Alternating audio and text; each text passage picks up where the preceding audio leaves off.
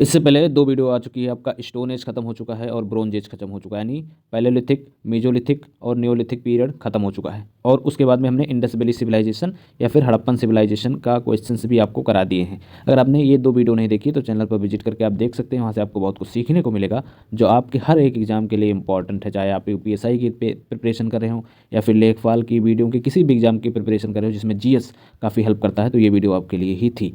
आज हम डिस्कस करने वाले हैं UPSI स्पेशल का पार्ट नंबर 3, और इस पार्ट 3 में आपका पॉलिटी का हम डिस्कस करेंगे आज 100 क्वेश्चंस। जो पॉलिटी का होगा पार्ट 1, दो पार्ट जो आए हैं वो हैं हिस्ट्री के। अच्छा, इस वीडियो में क्या हम डिस्कस करने वाले, ये इंपॉर्टेंट है क्योंकि इससे बहुत सारे क्वेश्चंस बनते हैं। पहला तो हम पार्ट्स, जो हमारे कॉन्स्टिट्यूशन के पार्ट्स हैं उस पर हम देखेंगे, 25 क्वेश्चंस रहेगा। एंड देन उसके बाद में हम जो देखेंगे प्रियम्बल पर देखेंगे क्वेश्चंस किस तरह से आते हैं, ठीक है। प्रस्तावना पर, इसमें भी 25 क्वेश्चंस रहेंगे। एंड उसके बाद फंडामेंटल ड्यूटीज़ पर हम देखेंगे, इसमें भी 25 क्वेश्चंस रहेंगे। And then at last, in the last, हम शेड्यूल पर क्वेश्चंस देखेंगे, इसमें भी 25। तो टोटल 100+ क्वेश्चंस यहाँ पर मैं डिस्कस करने वाला हूँ। वीडियो लंबी भी हो सकती है बट ये 4 टॉपिक आपका कवर हो जाएगा और उसके बाद में फिर हम डिस्कस और करेंगे, ठीक है। तो चलिए शुरू करते हैं। पहला पार्ट है इंडियन कॉन्स्टिट्यूशन का। How many parts are there in the Indian constitution originally. भारतीय संविधान में मूल रूप से कितने भाग थे? तो मूल रूप से 22 पार्ट्स थे। अब कितने हैं? 25 हैं।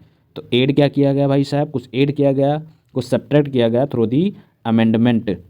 जैसे आपका पंचायत और म्यूनिसिपैलिटी ये सारे ऐड किए गए ना, उसी तरह सेवंथ जो है आपका कॉन्स्टिट्यूशन अमेंडमेंट एक्ट, उसमें भी जो है बेसिकली बहुत सारे ऐड किए गए और हटाए गए। तो प्रेजेंट में तो है आपका 25, ये याद रखना है, और ओरिजिनली था 22, राइट। ओके, ये याद रखना है। Question 2, how many parts are there in Indian constitution at present. भारत वर्तमान में भारतीय संविधान में कितने भाग हैं? 25, जो मैं पहले बता चुका हूँ। थर्ड है, which part of the constitution deals with fundamental rights. संविधान का कौन सा भाग है जो मौलिक अधिकारों से संबंधित है? पार्ट 3। कहाँ से कहाँ तक है? आर्टिकल नंबर 12 से लेकर 35 तक क्या है? आपका फंडामेंटल राइट है। नाउ क्वेश्चन नेक्स्ट है, which part of the constitution deals with DPSP, directive principle of state policy. ये भी याद रखना, कभी इसको DPSP भी लिखा रहता है। संविधान का कौन सा भाग राज्य की नीति निर्देशक तत्वों से संबंधित है? पार्ट 4। देखो, फंडामेंटल राइट के बाद DPSP 35 तक हुआ था, 36 से लेकर 51 तक ये आपका आ जाता है DPSP, right. Fundamental duties were added, duty की यहाँ बात हो रही है, नॉट राइट की। Fundamental duties were added to the constitution by which part. तो क्या है? 51A। पार्ट क्या है? 4th A मतलब आपके DPSP में ही एड किया गया है। पार्ट 4 थे 42nd अमेंडमेंट एक्ट 1976। ये अमेंडमेंट भी याद रखना है कि किस अमेंडमेंट के थ्रू जो है आपके फंडामेंटल ड्यूटी को ऐड किया गया है, ठीक है। तो कई सारे क्वेश्चंस बन रहे हैं, ये भी नोट डाउन करते हुए चलना है। Which part of the constitution deal with the union government. संविधान का कौन सा भाग संघ सरकार से संबंधित है? पार्ट 5। और पार्ट 6 किससे है? स्टेट से। किससे है? स्टेट से। पार्ट 4 किससे है? DPSP से। इससे DPSP से है, ठीक है। आर्टिकल नंबर 52 से 151 पार्ट 4 में है, जिसमें आपके प्रेसिडेंट, पार्लियामेंट, जुडिशरी ये सारे के सारे आ जाते हैं, वाइस प्रेसिडेंट वगैरह। विच part of the constitution deals with the state government, जो मैंने पहले बताया पार्ट नंबर 6। वहाँ स्टेट में कितना है? यूनियन में कितना? 52 से लेकर 151 तक। यहाँ आपको 152 से लेकर 237 तक, ठीक है। ये बिल्कुल याद रखते हुए चलना है कि कहाँ से आर्टिकल कितने तक है, स्टेट का, यूनियन का, फंडामेंटल राइट का, DPSP का, इन सब का।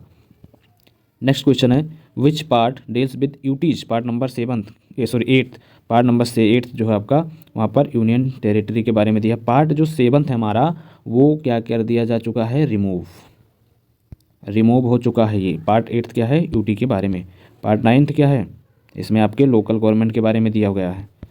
Which part of the constitution deal with panchayat. Part 9th A। Part 9th किससे है? म्यूनिसिपैलिटी से। पार्ट जो आपका 9th A है वो है म्यूनिसिपैलिटी से। पार्ट जो आपका 9th B है वो है कोऑपरेटिव से। किससे? कोऑपरेटिव से। ये भी नोट डाउन करना है, ठीक है। आर्टिकल नंबर 243 से 243O तक 73rd अमेंडमेंट एक्ट 1992 ये आया था आपका पंचायत के लिए, ठीक है। और 74th अगर पूछे, 74th कॉन्स्टिट्यूशन अमेंडमेंट एक्ट, तो म्यूनिसिपैलिटी के लिए। ये दोनों 1992 में ही हुए थे। Clear. Which part of the constitution deal with municipality. Part 9th A और 74th constitution amendment act 1992। 2। Okay. Which part of the constitution deals with the schedule and tribal area? संविधान का कौन सा भाग अनुसूचित और जनजातीय क्षेत्रों से संबंधित है? पार्ट 10 आर्टिकल 244 और 244A, दो आर्टिकल है इसमें जो आपके शेड्यूल एंड ट्राइबल एरिया से रिलेटेड हैं। Which part of the constitution is related to judiciary? संविधान का कौन सा भाग न्यायपालिका से संबंधित है? Part 5 that is union. क्या है? Union, right. Judiciary is in part 5, state judiciary in part 6, यानी हाई कोर्ट आपका पार्ट 6 में रहेगा। Which part of the constitution deals with the relationship between union and state? Part number 11th, part 11 article 245 से 263 तक यहाँ पर legislative और administrative relation बताया गया है बिटवीन यूनियन और स्टेट का। नेक्स्ट क्वेश्चन है which part of the constitution deals with finance, property, contract और सूट? संविधान का कौन सा भाग वित्त, संपत्ति, अनुबंध और वादों से संबंधित है? पार्ट नंबर 12 आर्टिकल नंबर 264 से 300A। 300A क्या है? तो 300A 44th constitution amendment act से जोड़ा गया राइट टू प्रॉपर्टी, ठीक है, इसमें आपके आते हैं। नेक्स्ट क्वेश्चन है which part of the constitution deals with trade, commerce and intercourse with in the India? संविधान का कौन सा भाग भारत में व्यापार, वाणिज्य और संपर्क से संबंधित है? पार्ट नंबर 13 आर्टिकल कहाँ से? 301 से 307 तक। और इसके पहले पार्ट 12 कहाँ से कहाँ तक था? 300 तक। 264 से फाइनेंस, प्रॉपर्टी, कंट्रैक्ट, उसके बाद में आपका trade, commerce and intercourse. Next question है which part of the constitution deals with services under union and state?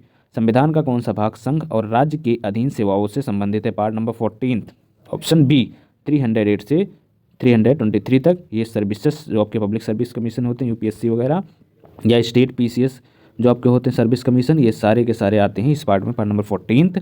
और ए याद रखना 14A जो है आपका वो एडमिनिस्ट्रेटिव ट्राइब्यूनल से रिलेटेड है। ये ओरिजिनली कॉन्स्टिट्यूशन में नहीं था, बाद में ऐड किया गया है, ओरिजिनली नहीं था, ठीक है। पार्ट 14 है ट्राइब्यूनल से। विच पार्ट डील्स विद इलेक्शंस? तो पार्ट नंबर 15 ऑप्शन बी 324 से लेकर 329 तक। Article 324 election commission of India की बात करता है, राइट। तो याद रखना है, इंपॉर्टेंट है सारे। Which part deals with special provision relating to certain class? Part number 16, option B part number 16 जो है ये स्पेशल प्रोविजन प्रोवाइड करता है फॉर एससीज, एसटीज और अदर बैकवर्ड क्लासेस के बारे में कुछ स्पेशल प्रोविजन दिया हुआ है। Which part of the constitution deals with official language? ये है पार्ट नंबर 17 यानी option B, part number 17 article 343 से 351 official language of union and state. और इसी में मेंशन है कि गवर्नमेंट की ये रिस्पॉन्सिबिलिटी होती कि वो हिंदी लैंग्वेज को 351 में हिंदी लैंग्वेज को बढ़ावा दे, हिंदी लैंग्वेज को बढ़ाने की कोशिश करेगी, सेंट्रल गवर्नमेंट को ही ड्यूटी है। Which part of the constitution deal with emergency provision? Most important, ठीक है, इमरजेंसी प्रोविजन कौन सा है? पार्ट नंबर है आपका 18th, B option. Part number जो आपका 18th है वो इमरजेंसी प्रोविजन से रिलेटेड है। इसमें कुछ इमरजेंसी याद रखना। 352 ये होता है नेशनल इमरजेंसी, आर्टिकल 356 ये होता है स्टेट इमरजेंसी, ठीक है, और आर्टिकल 360 ये होता है फाइनेंशियल इमरजेंसी। तो 3 टाइप की इमरजेंसी है जिसको दिमाग में रखते हुए आगे बढ़ना है, ठीक है। अब 352 से लेकर 362 तक इमरजेंसी प्रोविजन दिए गए हैं। पार्ट 18th, पार्ट कौन सा? 18th। Which part of the constitution deal with miscellaneous matter? Part number 19 कहाँ है? ये पार्ट नंबर 19 361 से 367 तक इसमें सारे मिसलेनियस प्रोविजन दिए गए हैं। Which part of the constitution deal with amendment of the constitution? Amendment किस में दिया है? 20, पार्ट नंबर 20 में आर्टिकल 368, ठीक है। अमेंडमेंट कई टाइप के होते हैं, कुछ अमेंडमेंट इस आर्टिकल के अंडर में आते हैं और कुछ आर्टिकल के अंडर में नहीं आते हैं। Which part of the constitution deal with temporary, transitional and special provision? संविधान का कौन सा भाग अस्थायी, संक्रमणकालीन और विशेष प्रावधानों से संबंधित है? ऑप्शन आपका होगा पार्ट नंबर 11th, ठीक है। क्या है? पार्ट नंबर 11th आर्टिकल 369 से 392 इसमें आपके मेंशन है। Which part of the constitution deal with short title, commencement, authoritative text in Hindi and repeals? ये है आपका 22, लास्ट में ऐड किया गया था ना, लास्ट में ऐड किया गया था हिंदी का ट्रांसलेशन ऑफ कॉन्स्टिट्यूशन। ओरिजिनली नहीं था, बाद में इसको ऐड किया गया था, ठीक है। आर्टिकल नंबर 393 से 395 जिसमें आपको कॉन्स्टिट्यूशन के short title, commitment, authoritative text in Hindi ये सब और रिपील्स ये सारे के मेंशन मिलेगा। इसका लास्ट क्वेश्चन है पार्ट का, इसमें सारे पार्ट कवर हो चुके हैं। आपने अगर ध्यान से पढ़ा होगा तो कई सारे क्वेश्चंस भी इसमें बन सकते हैं। लास्ट क्वेश्चन है पार्ट 4A जो मैं शुरुआत में बता चुका हूँ। Of the constitution was added by which amendment act? किसमें? 42 1976। किसके बेसिस पर? स्वर्ण सिंह कमेटी, तभी फंडामेंटल ड्यूटी ऐड किया गया था। अब आते हैं प्रियम्बल पर, बहुत ही इंपॉर्टेंट पार्ट है प्रस्तावना पर। The preamble of the Indian constitution begins with which word, भारतीय संविधान की प्रस्तावना किन शब्दों से शुरू होती? India, that is Bharat, we the people of India, okay, sovereign democratic republic या justice equality and fraternity, we the people of India have solemnly, पढ़ा होगा ना, we the people of India signifying popular sovereignty. Question 2 है the preamble declare India to be, प्रस्तावना भारत को किस रूप में घोषित करती है? Sovereign, secular, socialist, democratic, Republic. एक एक वर्ड का मीनिंग समझ लो। सोवरन मतलब होता है कि किसी भी देश का या किसी भी अदर फॉरेन कंट्रीज का हम पर कोई भी प्रतिबंध ना हो, ठीक है, हम अपना फैसला खुद ले सकें। सोशलिस्ट मतलब सरकार ऐसी पॉलिसी बनाएगी जो पूरे समाज का कल्याण करे। सेकुलर मतलब सरकार का यानी गवर्नमेंट का अपना कोई धर्म नहीं होगा। डेमोक्रेटिक मतलब अडल्ट सफरेज होगा और डेमोक्रेटिकली गवर्नमेंट इलेक्ट होंगे, मतलब वोटिंग से इलेक्ट होंगे, वोटर्स इनको इलेक्ट करेंगे। रिपब्लिक मतलब हेड ऑफ गवर्नमेंट इलेक्ट किए जाएंगे, हेड ऑफ गवर्नमेंट इलेक्ट किए जाएंगे, ठीक है। तो ये आंसर होगा। 42nd अमेंडमेंट में 3 वर्ड ऐड किया गया था, याद रखना। इसमें तो है सोशलिस्ट और सेकुलर और एक है इंटीग्रिटी। इंटीग्रिटी ये याद रखना है तुमको, क्योंकि ये जो 3 वर्ड है ना, सोशलिस्ट, सेकुलर और इंटीग्रिटी, ये ओरिजिनली नहीं थे, ये बाद में 42nd अमेंडमेंट एक्ट के द्वारा ऐड किए गए थे। इसको सबको नोट डाउन करते हुए चलते हैं। द टर्म सेकुलर जो वर्ड है प्रियम्बल में, वो किस अमेंडमेंट के द्वारा लो आ गया? 42nd अमेंडमेंट के द्वारा 1976, सोशलिस्ट, सेकुलर और इंटीग्रिटी। नेक्स्ट क्वेश्चन है the preamble of the Indian constitution is based on the idea of, भारतीय संविधान की प्रस्तावना किस विचार पर आधारित है? अमेरिकन, फ्रेंच, ब्रिटिश या कनाडियन? तो ये है फ्रेंच से। इक्वालिटी, फ्रेटर्निटी, लिबर्टी, ये वहीं से लिया गया है 1789 के रिवॉल्ट से, फ्रेंच रेवोल्यूशन से, ठीक है, फ्रेंच रेवोल्यूशन से लिया गया है। Who is regarded as father of Indian constitution? B.R. Ambedkar, क्योंकि ये चेयरमैन थे ड्राफ्टिंग कमेटी के, ठीक है। कितने मेंबर थे कमेंट सेक्शन में जरा बताना मुझे, कितने मेंबर थे इस ड्राफ्टिंग कमेटी में? Which case declare the preamble as integral part of constitution, किस मामले में प्रस्तावना को संविधान का अभिन्न अंग घोषित किया गया था? केशवानंद भारती केस 1973 में, ठीक है, ये केस हुआ था, इसमें प्रियम्बल को यानी प्रस्तावना को संविधान का भाग माना गया था। सिंपल सा क्वेश्चन क्या उठा था, पहले सुप्रीम कोर्ट ने क्या कहा गोलकनाथ केस में कि प्रियम्बल जो है वो कॉन्स्टिट्यूशन का पार्ट नहीं है, नहीं है, समझ में आया? क्वेश्चन अब ये उठा कि अगर ये कॉन्स्टिट्यूशन का पार्ट नहीं है तो फिर इसका अमेंडमेंट नहीं हो सकता, सरकार नहीं कर सकती। फिर केशवानंद भारती केस में कहा कि प्रियम्बल कॉन्स्टिट्यूशन का पार्ट है, इसको अमेंडमेंट भी हो सकता है, लेकिन यहाँ पर एक टर्म आया केशवानंद भारती केस में कि बेसिक स्ट्रक्चर जो है वो डिस्टर्ब नहीं होना चाहिए। तो अगर पूछता है बेसिक स्ट्रक्चर जो है वो किस केस से आया, तो आया केशवानंद भारती केस से, याद रखना है। The preamble of Indian constitution was adopted on, भारतीय संविधान की प्रस्तावना को कब अपनाया गया? एक बात याद रखना कि इसको सबसे बाद में अपनाया गया था 26 नवंबर 1949, जहाँ से संविधान के कुछ पार्ट लागू हुए थे, वहाँ उसी दिन जो है इसको अडॉप्ट किया गया था, तो सबसे बाद में, ठीक है, सबसे बाद में एक क्वेश्चन यूपीएससी में आ चुका है। नेक्स्ट क्वेश्चन है the constitution of India came into effect on, कब हुआ था बताओ? तो 26 जनवरी 1950 में। अभी इससे पहले हम क्या पढ़े हैं 26 नवंबर 1949 में। यहाँ तो बेसिकली अडॉप्ट किया गया था, लेकिन ये कंप्लीट नहीं था, कुछ ही पार्ट इसके अडॉप्ट किए गए थे। पूरा जो अडॉप्ट किया गया वो 26 जनवरी 1950 को किया गया। इसके पीछे हिस्टोरिक चीज़ें जुड़ी हुई है, वो ये है कि 1929 में लाहौर सेशन हुआ था, लाहौर सेशन हुआ था। यहाँ पर जो प्रेसिडेंट थे वो थे जवाहरलाल नेहरू। यहाँ पर पूर्ण स्वराज का डिक्लेरेशन हुआ था और 1930 में पूर्ण स्वराज मनाया जाना था, इसलिए, और वो डेट थी 26 थी, इसलिए इसको मनाया कहा गया। द वर्ड सोशलिस्ट, सेकुलर किससे जोड़ा गया? 42nd अमेंडमेंट में। I have discuss it already. The term Republic का मतलब क्या होता है, जो मैंने पहले बताया कि head of the state elected होते हैं, ठीक है, head of the state elected होते हैं, हेरिडेटरी नहीं होते, like Britain. Clear? The word democratic in the preamble means, प्रस्तावना में डेमोक्रेटिक शब्द का क्या अर्थ है? रूल बाय द पीपल, ठीक है, rule by the people, elected by the people, directly हो, फॉर एग्जाम्पल MP MLA को इलेक्ट करते हैं, या इनडायरेक्टली हो, जिसमें हम प्रेसिडेंट को इलेक्ट करते हैं। The term sovereign means freedom from external control, freedom from internal control, both A and B, complete independence होना चाहिए, इंटरनली भी और एक्सटर्नली भी। नेक्स्ट है which of the following ideals is not mention in the preamble में? देखो justice तो है ही भाई, लिबर्टी है, इक्वालिटी भी, पर फ्रेटर्निटी ऑफ द वर्ड ये मेंशन नहीं मिलेगा आपको प्रियम्बल में, ठीक है, सिर्फ फ्रेटर्निटी का मेंशन मिल सकता है, but not of the word, right, of the word. Who describe the preamble as the ID card of the constitution? जैसे बुक में आपके क्या होते हैं, प्रीफेस होते हैं, क्या होते हैं, प्रीफेस, मतलब कुछ समराइज वर्जन जो है आपका बुक का दिया रहता है, ठीक है, प्रीफेस, मतलब कुछ समराइज वर्जन जो है आपका बुक का दिया रहता है, ठीक है, प्रीफेस, मतलब कुछ समराइज वर्जन जो है आपका बुक का दिया रहता है, ठीक है, प्रीफेस, मतलब कुछ समराइज वर्जन जो है आपका बुक का दिया रहता है, ठीक है, क्लियर। तो इसको कहा जाता है N A Palkhivala. N A Palkhivala ने प्रियम्बल को आईडी कार्ड बताया था कॉन्स्टिट्यूशन का। जैसे आपकी आईडी कार्ड होती है ना, आपका नाम, आपका पूरा डिटेल लिखा होता, तो उसी तरह कॉन्स्टिट्यूशन में क्या है, ये जो है बेसिकली आपका प्रियम्बल में लिखा हुआ है। Clear. Now in which case was it held that preamble is not enforceable by the court. तो ये बेरूबरी यूनियन 1950 के केस में, सॉरी 1960 के केस में बेरूबरी यूनियन में कहा गया कि प्रियम्बल पावर नहीं है, सोर्स ऑफ पावर नहीं है, मतलब क्या है कि इन्फोर्सिएबल नहीं है।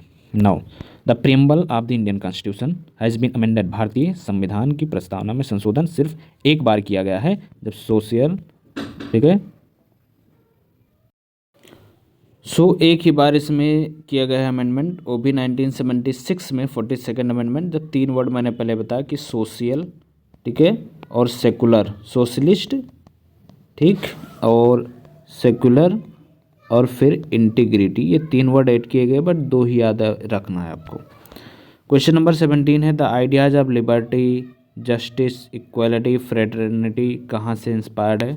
तो French revolution 1789, I have already discuss.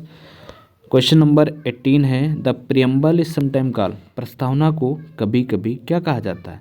Introduction of the constitution, summary of the constitution, both या नन। सिंपल सा, बोथ।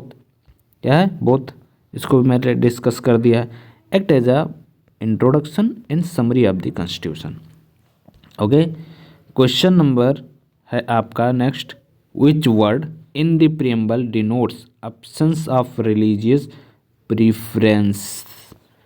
प्रस्तावना में कौन सा शब्द धार्मिक पक्षपात की अनुपस्थिति को दर्शाता है। वो है secular, means no official religion, equal respect to all religion. The source of the preamble draft objective resolution of 1946 moved by J.L. Nehru in the Constitution Assembly. Clear? Question number 21. The objectives resolution was moved by Jawaharlal Nehru in the Constitution Assembly on 13 December 1946. Date भी पूछ सकता है, इसलिए याद रखना है।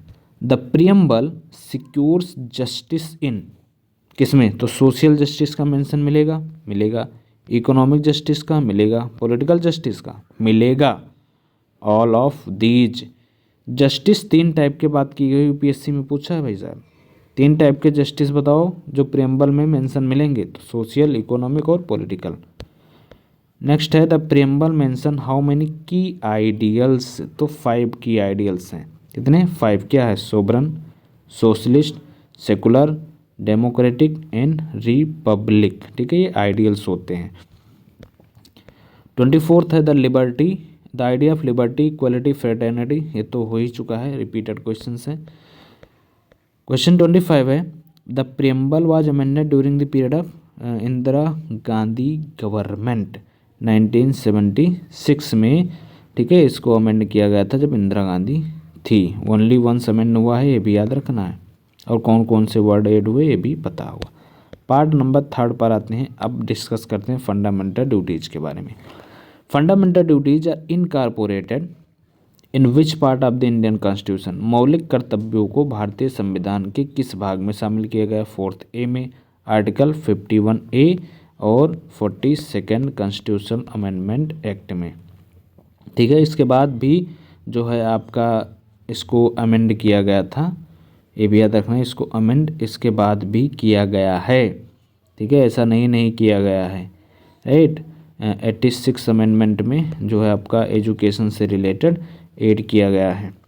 Next है fundamental duties are contain in which article of the constitution 51A, right? Fundamental duties were added to the recommendation of which committee? I have discussed it already. Swarna Singh Committee 1976 discussed the inclusion of fundamental right. एक question और भी पूछता है, स्वर्ण Singh committee ने इसको penalise भी किया था, मतलब अगर कोई ड्यूटी को फॉलो नहीं कर रहा है तो उसको पीनल प्रोविजन ऐड करने की बात की गई थी, बट इंदिरा गांधी गवर्नमेंट ने इसको निगलेक्ट कर दिया था। क्वेश्चन 4th है how many fundamental duties were originally included in the constitution. संविधान में मूल रूप से कितने मौलिक कर्तव्य शामिल किए गए हैं। 10, ठीक है, आर्टिकल 51 में। अब प्रेजेंट में है 11, ठीक है। राइट टू एजुकेशन, एजुकेशन ये भी 8 है, ये याद रखना है। One more fundamental duty were added by which amendment, 26th amendment 2002, और 11 ड्यूटी है एजुकेशन 6 to 14 ईयर्स। ओके, समझ में आया। The fundamental duty apply to किसको, सिटीजन या foreigner, both citizen and foreigner, no, citizens only. It is याद रखना, it is applicable only to Indian citizen. Question number 6 है, which of the following is not a fundamental duty, निम्नलिखित में से कौन सा मौलिक कर्तव्य नहीं है। टू रिस्पेक्ट नेशनल फ्लैग होना चाहिए, है भी। टू डिफेंड द कंट्री है।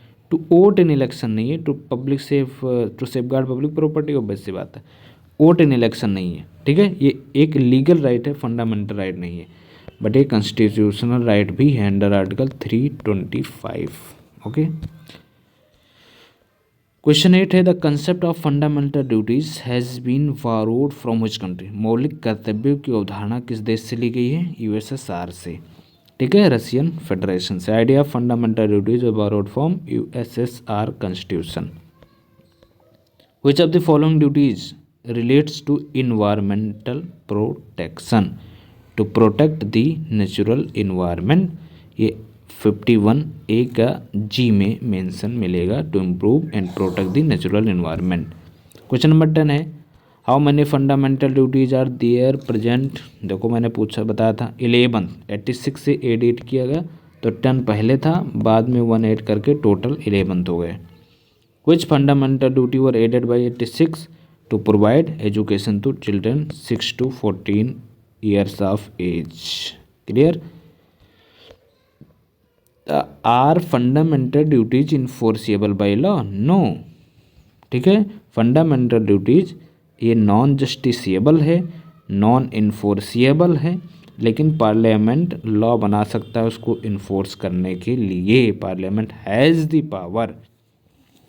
The fundamental duty of protecting sovereignty and unity is mention in which duty, संप्रभुता और एकता की रक्षा का मौलिक कर्तव्य किस उपधारा में है, तो क्लॉज सी में, 51 के क्लॉज सी में आपको मिलेगा, that every citizen require to uphold the sovereignty, unity and integrity of India, right. Which fundamental duty mention the value of scientific temper and humanism, कौन सा मौलिक कर्तव्य वैज्ञानिक दृष्टिकोण और मानवता की भावना की बात करता है, 51 ए का पार्ट एच, क्लॉज एच जो है आपके बात करता है। क्लियर। इनकरेज करता है सिटीजन को to develop a scientific temper and spirit of inquiry, to safeguard public property and avoid violence is mention in which, 51A का आई में मेंशन है, ठीक है, कि हमको पब्लिक प्रॉपर्टी को सेफ गार्ड करना है और वायलेंस से दूर रहना है, हिंसा से बिल्कुल हमको दूर रहना है, ठीक है। लेकिन इंडिया का दुर्भाग्य ही कि फंडामेंटल ड्यूटी जो है उसको कोई फॉलो करता ही नहीं, इसीलिए इतना किओस मचता है ना। एक सिविक सेंस होना चाहिए, है ऐसा नहीं कि सिविक सेंस नहीं, बट कुछ लोगों में ये देखने को नहीं मिलती है। To value and preserve the rich heritage of our composite culture duty, किस में है, हमारी समृद्ध मिश्रित संस्कृति की विरासत को बनाए रखना एक कर्तव्य है। कहाँ पर मेंशन है, 51A के पार्ट एफ में मेंशन है। Question number 17, to promote harmony and spirit of brotherhood among all Indian is stated in, सभी भारतीयों में सौहार्द और भाईचारे की भावना को बढ़ावा देना किस में कहा गया है, चलो बताओ भैया, 51AE में है, 1 सेकेंड, 51AE में है। इसमें हार्मनी को प्रमोट करना बियॉन्ड रिलीजियस या फिर लिंग्विस्टिक बैरियर, ठीक है। Question number 18, the duty to abide by the constitution and respect its ideal is given in 51A में क्लॉज 1 में दिया है कि कॉन्स्टिट्यूशन का और नेशनल सिंबल का रिस्पेक्ट होना चाहिए। 19 है, to cherish the noble ideals of freedom struggle is mention in the 51AB में, ठीक है, 51AB में है, जो नोबल आइडियल थे नेशनल फ्रीडम मूवमेंट का उनको चेरिश करना। 20 which fundamental duty is connected with education? 26 Amendment Act 2002, 6 to 14 years of age, 51A clause K. Fundamental duties were inspired by which article of the USSR Constitution? Article 19. USSR का constitution number article number 19 है जो fundamental duty को जो India में है उसको inspire करता है।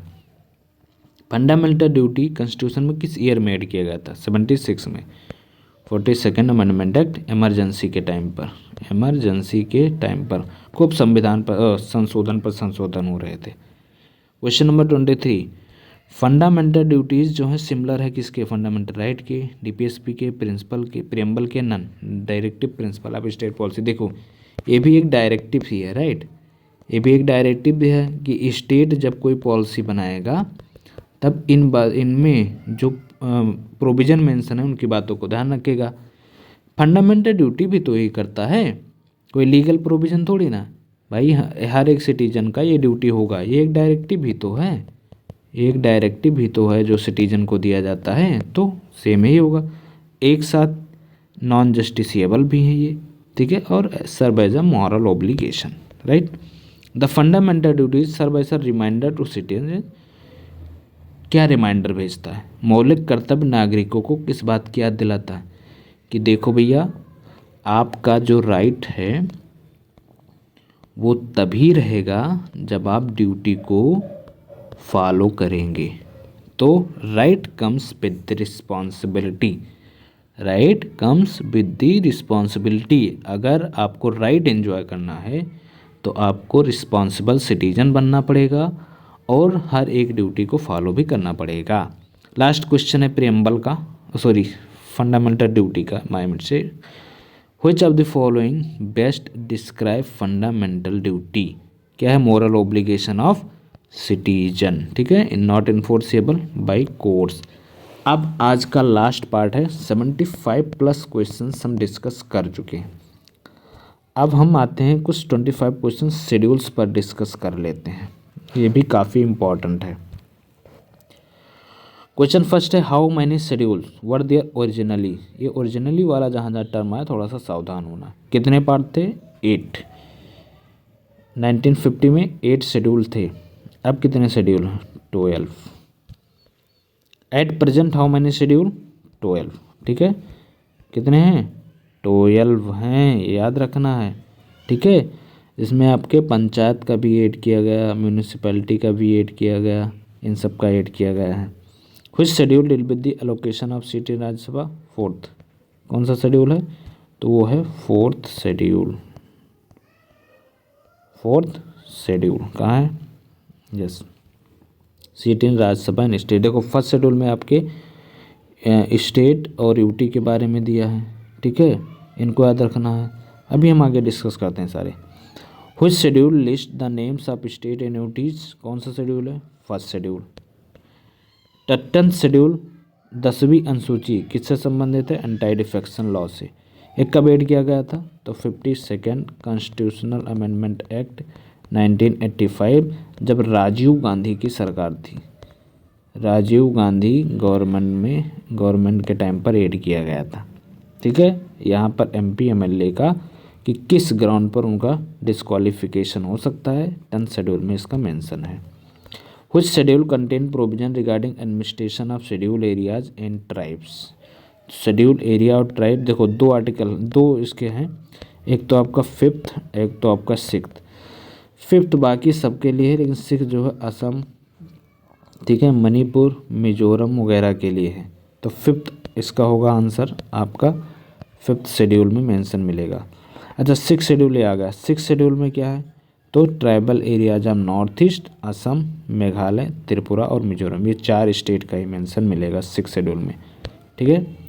9th शेड्यूल ऐड किया गया था, तो 9th शेड्यूल सिंपल सा कब ऐड किया गया जाएगा? First constitutional amendment act 1951।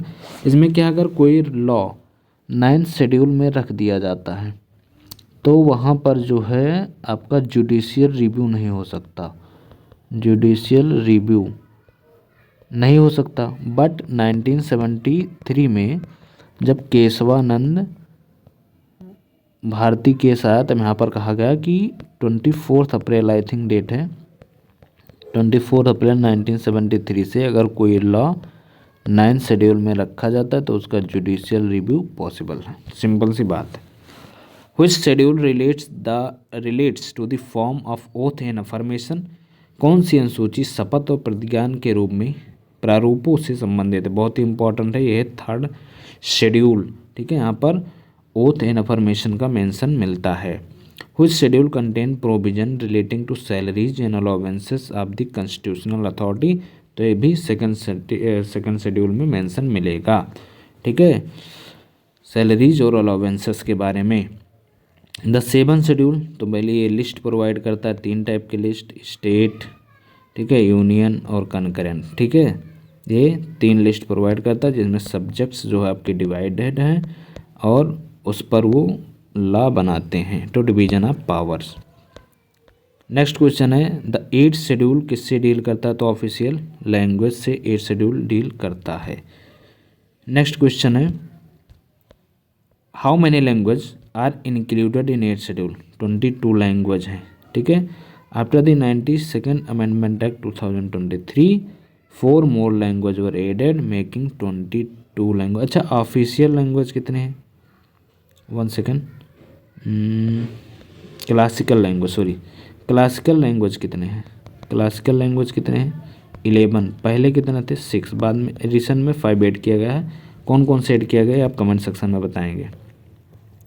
Which schedule contain provision relating to panchayat? Simple सा है, देखो भैया 73rd अमेंडमेंट एक्ट और 74th कॉन्स्टिट्यूशनल अमेंडमेंट एक्ट, ये 2 याद रखना। पंचायत में 29 सब्जेक्ट हैं, इसमें आई थिंक 18 या 17 होंगे, 18 होंगे जहाँ तक है। 18 सब्जेक्ट हैं म्यूनिसिपैलिटी में, म्यूनिसिपैलिटी के लिए। ठीक है, तो इसमें 11 शेड्यूल है और 12 शेड्यूल आपके म्यूनिसिपैलिटी के लिए। किसके लिए? म्यूनिसिपैलिटी के लिए। नेक्स्ट क्वेश्चन है 12 schedule deal with municipality, 74th amendment act, 18 function है। सो ओके, 18 फंक्शन है, 18 सब्जेक्ट हैं जिस पर म्यूनिसिपैलिटी लॉ बना सकता है। 9th schedule provide protection to laws mainly related to land reform, ये लैंड रिफॉर्म के लिए ही किया गया था। ठीक है, लैंड रिफॉर्म के लिए ही किया गया था। Which amendment added the 11th and 12th schedule? 73rd and 74th amendment जो डिस्कस कर चुके हैं। 18 है, how many item listed in 11th schedule? 29। और 12th में कितने? 18। How many subject are there in 12th schedule? कितने सब्जेक्ट हैं? 18, जो मैंने डिस्कस अर्बन लोकल बॉडी के लिए।